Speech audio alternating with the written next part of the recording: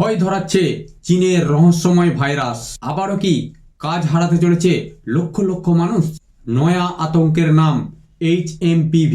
কি উৎসর্গ এই চীনের ভাইরাসের? দেখুন, এখানে বলতে চেয়েছে ভারতে সংক্রমণের আশঙ্কা কতটা, কিভাবে সংক্রমণ ছড়িয়ে পড়ার আশঙ্কা রয়েছে এই নয়া ভাইরাসের মধ্যে।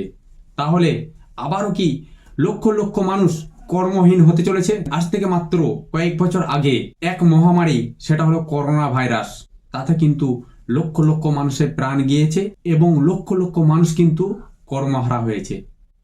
অনেক কলকারখানা সব বন্ধ হয়ে গেছে শুধু এই ভাইরাসের আতঙ্কে। এটা কি সত্যিই ভাইরাস, না এটা কোনো গেম প্ল্যান? দেখুন, 5 বছর পর ফিরলো অতিমারির স্মৃতি।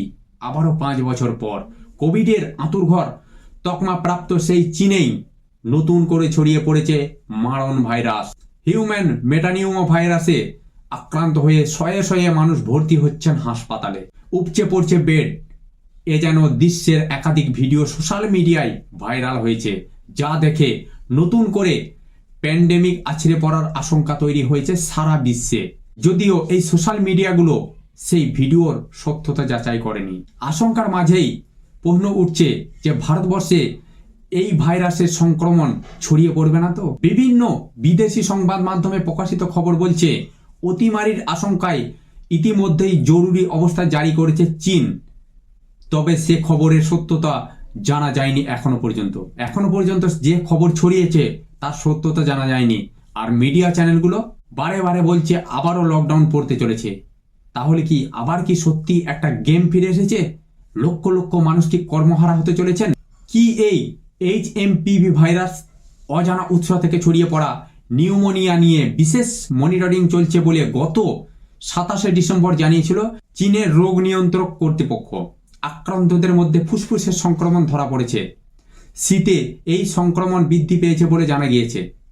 গত 16 থেকে 22শে ডিসেম্বরের মধ্যে বিপুল সংখ্যক চীনা নাগরিকের মধ্যে এই সংক্রমণ দেখা গিয়েছে। মানে চীনের মধ্যে বিপুল সংখ্যক মানুষের মধ্যে এই ভাইরাস ধরা পড়েছে। কানবায়ো নামে এক সরকারি আধিকারিক সাংবাদিক সম্মেলন করে জানিয়েছেন ফুসফুসে আক্রান্ত রোগীর সংখ্যা শীত পড়তেই বেড়েছে। মানে শীতকালে এটি তাদের হয়েই থাকে, তবে তা গত বছরের তুলনায় এখনো পর্যন্ত কম। গত বছরে যত পরিমাণ আক্রান্ত হয়েছিল তার থেকেও কিন্তু এই বছরে কম।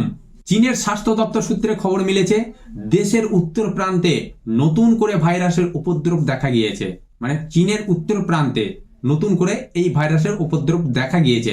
সমস্ত বয়সীদের মধ্যেই HMPVর লক্ষণ দেখা গিয়েছে। মানে ছোট থেকে বড় মাঝারি সবার মধ্যেই কিন্তু এই ভাইরাসের লক্ষণ দেখা দিয়েছে। এটা কোনো বয়স্ক মানুষ বা শিশুদের জন্য নয়, সমস্ত মানুষের মধ্যেই। তবে মূলত আক্রান্ত হচ্ছে শিশু ও প্রবীণরা। মানে এখানে বেশি আক্রান্ত হচ্ছেন কারা? শিশু, যারা বাচ্চা ছেলে, এবং প্রবীণ মানে বয়স্ক ব্যক্তিদের। জনস্বাস্থ্য নিয়ে উদ্বেগ ছড়িয়ে পড়েছে। সোশ্যাল মিডিয়ায় ছড়িয়ে পড়া ভিডিওগুলি উদ্বেগ তৈরি করলেও বেজিং এখনো পর্যন্ত মুখে কুলু পেটে রয়েছে। মানে এই যে সোশ্যাল মিডিয়াতে আপনি খুললেই, টিভি বলুন, ইউটিউব বলুন, ফেসবুক বলুন, খুললেই দেখা যাচ্ছে এই শুধুমাত্র এটা বেশি ছড়াচ্ছে কারা? নিউজ চ্যানেলগুলো খুললেই আপনি দেখতে পাবেন যে আবার অতি মহামারী, আবার লকডাউন হতে চলেছে। আবার কি তাহলে সত্যি লক্ষ লক্ষ মানুষের কাজ খেতে চলেছে? বিশ্ব স্বাস্থ্য সংস্থার পক্ষ থেকে এই মর্মে কোনো শব্দও করেনি। বিশ্বে যে স্বাস্থ্য সংস্থা রয়েছে তারা কিন্তু এ নিয়ে, এই ভাইরাস নিয়ে কোনো শব্দ করেনি। শুধুমাত্র ছড়াচ্ছে কারা? মিডিয়া চ্যানেলগুলো এমনভাবে এটাকে দেখাচ্ছে যেন আজকেই লকডাউন পড়ে গেল। উপসর্গগুলি কি কি, যে এই ভাইরাসের উপসর্গ কি কি হতে চলেছে? সংবাদ মাধ্যমে প্রকাশিত রিপোর্ট অনুযায়ী জ্বর, সর্দি, কাশি, নাক বন্ধ হওয়া, নাক জ্বালা, শ্বাসকষ্টের মতো উপসর্গ রয়েছে। এই ভাইরাসের বাড়াবাড়ি পরিস্থিতি তৈরি হলে নিউমোনিয়া এবং ব্রঙ্কাইটিসের সমস্যা দেখা যেতে পারে। যদি বাড়াবাড়ি হয় তাহলে নিউমোনিয়া এবং ব্রঙ্কাইটিসের মতো উপসর্গ দেখা দিতে পারে। 3 থেকে 4 দিন সময় লাগতে পারে এই ভাইরাস সংক্রমণ ছড়াতে।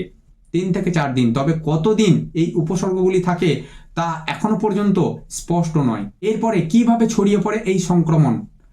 কাশি, হাঁচি থেকে ছড়াতে পারে সংক্রমণ। এছাড়াও আক্রান্তের সংস্পর্শে এলে হ্যান্ডশেক করতে ভাইরাসে আক্রান্ত হওয়া সম্ভাবনা থাকে।